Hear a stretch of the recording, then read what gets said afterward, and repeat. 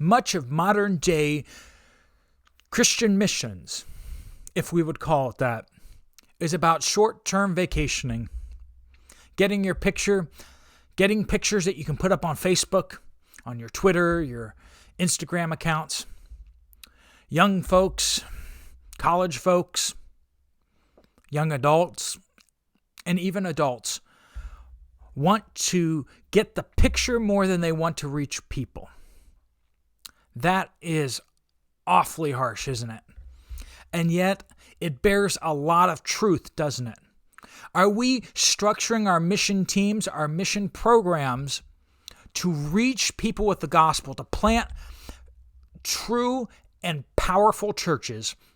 Or are we just trying to get our pictures taken and do something that feels important to us? The simple fact is that most of the work of missions needs to be accomplished by people who speak the language.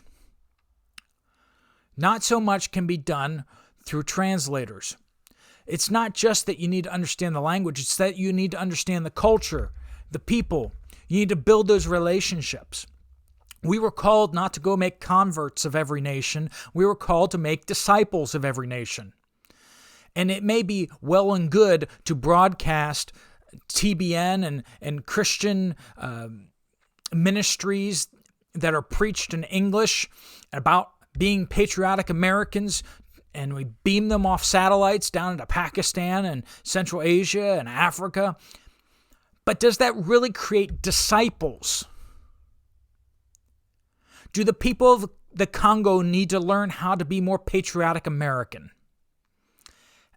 I've seen some of these broadcasts that are preaching the gospel into many of the darkest corners of the world where they surprisingly have satellite dishes, but the message is that it's not speaking to them in their culture. And usually it's not speaking to them in their own language. And yet we do the same thing with mission teams. We take a youth group and we send them halfway around the world to go talk to people, to run a VBS for a church in the highlands of Guatemala or something. And the kids don't speak Spanish. They don't know anything about the culture. And the truth is that we're not sending that youth ministry there for the people of Guatemala. We're sending them there so that they can learn about missions, so they can get excited about doing ministry.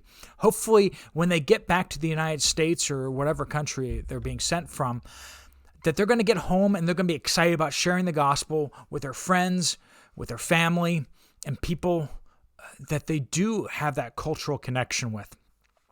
But when we look at the amount of money that's spent sending mission teams all the way around the world, compared to how much money we spend taking people and training them to go cross-culturally, it's sometimes downright embarrassing that we'll spend so much money to teach kids about missions more than we do missions. I think that communicates something wrong. It tends to communicate to the younger generation, who are pretty sharp, that it's all about them. It's all about us. That missions exist to make us great. Instead of what we see in the Bible, that missions exist to magnify Jesus, to reveal Jesus as worthy to the people that we're going to. That's the point of missions. The point of missions is to plant churches. It's not even the social ministries that we're trying to do or to build the buildings that we're trying to build. It's to plant churches full of Christians who are well discipled. And you can't do that on a mission trip. You can't disciple somebody in a week. I wish we could. How many pastors in this country and other countries would just sign up for that program if you could figure out how to disciple somebody in a week? It takes years and years of investment. You have to pour into people every day for years. And if you only get them a couple days a week, it takes decades. What good are short-term mission teams? There's a lot of good for short-term mission teams, but the emphasis should be on cross-cultural missionaries who are going there for the long haul. And we need to be targeted in where we send those missionaries to places that really, really need the help. Sometimes mission teams, short-term mission teams, are a great supplement or a stopgap. If we can send a missionary to a place over in the Congo or over into the Middle East somewhere where we can't send a short-term mission team, but then we can send a bunch of short-term mission teams to a place in the Western Hemisphere, like in Central America, to support the national churches that are already there, to encourage them, to help them do outreach. That's a good, viable thing. We just need to be honest about what we're actually trying to accomplish, be strategic in the way we do short-term mission teams, and we need to really think about how can we use small teams to go into some really hard places to support long-term missionaries that have gone deep. When we send a missionary to the Middle East, when we send them to Central Asia, when we send them to India or China, can we send small, and it usually has to be very small, teams of mature believers to go encourage those missionaries and to help them to do some of the evangelism, to take some of the load off of them, to revive them and encourage them. Those teams can be just such an awesome blessing when you take mature adult Christians who can be that blessing, who aren't there for themselves or to get the Instagram photo.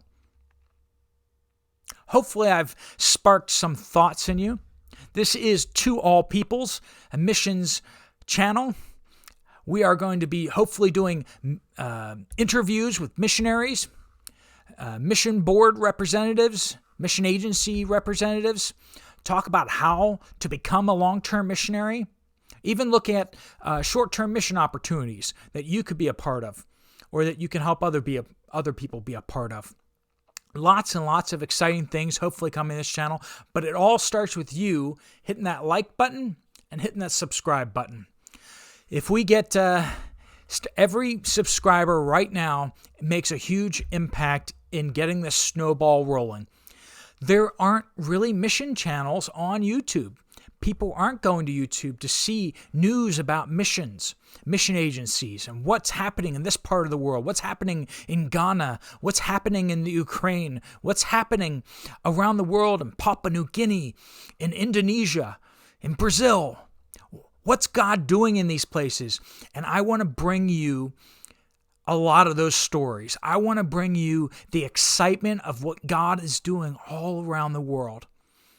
Please join. Please be a part of what's going on. And get your seat belt buckles buckled, and we got quite a ride ahead of us. But first, we need to catch some momentum. So please consider that. Please consider sharing this on Facebook, Twitter, if you do that kind of thing, you sinner. Just kidding. And get this out to some folks. Email it to some people. Get them on board. Anyone you know who's really interested in missions or who should be interested in missions, send it out to them. And let's just see what God has to do with this channel and this poor old fool like me. I'm so excited, and I hope you are too. All right. Talk to you later. God bless.